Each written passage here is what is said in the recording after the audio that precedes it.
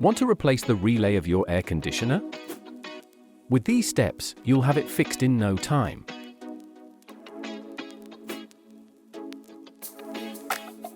What do you need? A screwdriver, pliers, and a new relay. Step 1. Remove the casing.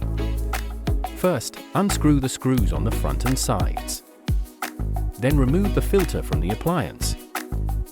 Next, unscrew all the screws at the back. Remove the water stop if needed. Carefully lift the casing and take it off. Step 2. Remove the old relay. Remove the cover from the motherboard and disconnect the cables to the relay. Then unscrew the relay and take it out. Step 3. Install the new relay. Place the new relay where the old one was and screw it back in. Reconnect all cables in the right spots.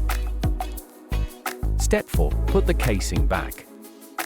Put the casing back on the appliance.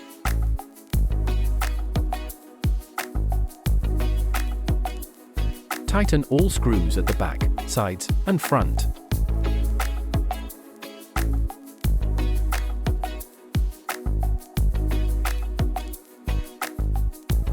Replace the filter and reinstall the water stop if needed. You've replaced the relay and your air conditioner is ready to use again.